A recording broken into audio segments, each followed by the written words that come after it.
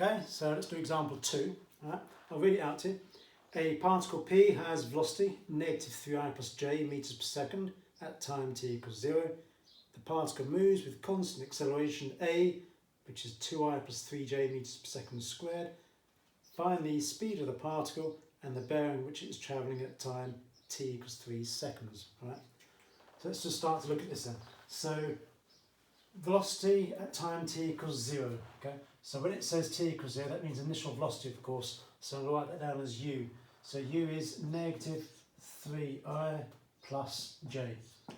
Again, I'm sure I've said this before, don't bother with the units at all, they just get in the way of things. Okay? So just write it as u is negative 3i plus j. All right? We know it's meters per second. Moves with constant acceleration. Okay? Right, just as a link to what I said earlier, constant acceleration means you can use the CVAT equations.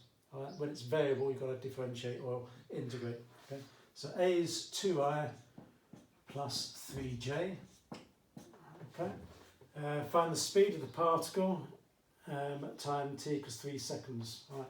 So what that means is we're going to have to find out what the final velocity is at some point, v.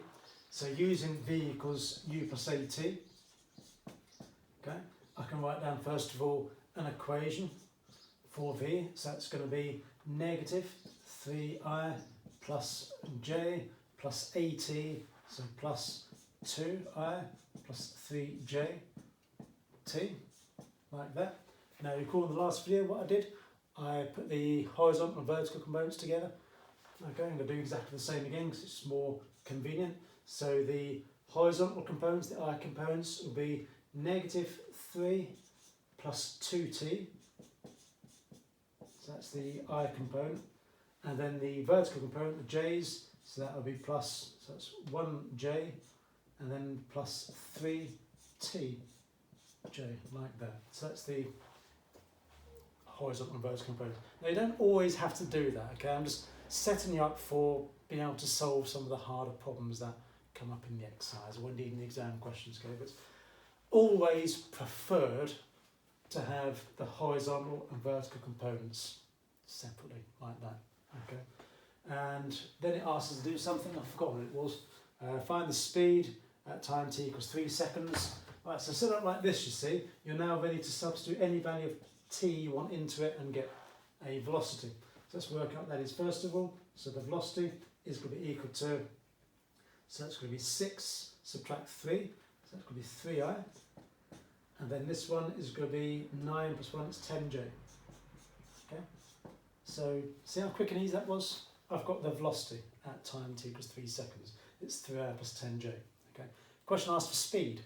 Right. So the speed, of course, is going to be the modulus of that. So that's going to be the square root of 3 squared plus 10 squared. All right. So root 109.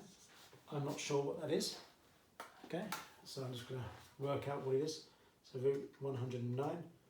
Okay. So that's 10.4. All right.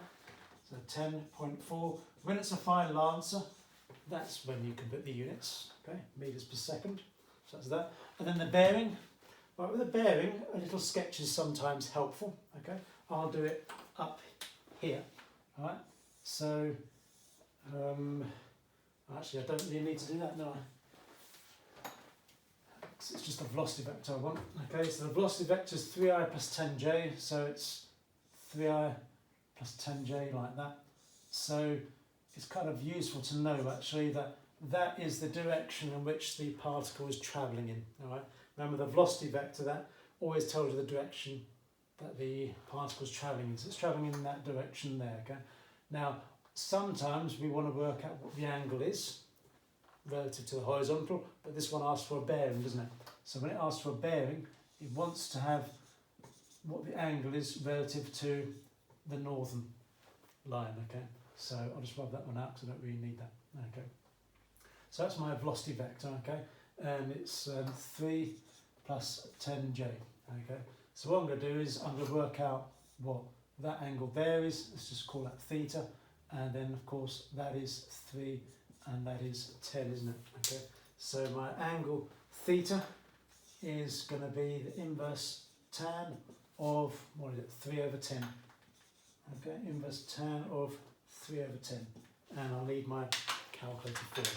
Alright, so let's just turn it on. Let's just get it out of radians mode, because with this sort of thing you want to have your answer in degrees. Okay, so that's it, radians, inverse tan of 0.3 and 16.699 degrees. Let's just check to see how it wants the answer. Okay, find the bearing. Right, it doesn't say how many decimal places, so traditionally when you give a bearing, so let's just write down 16.699 ... Traditionally, when you write down a bearing, you give it as a 3-figure bearing, and so you write it as 017 degrees. Okay, that's more traditional. Okay, 017 degrees. Okay, right, that's example 2. Hopefully you found that helpful.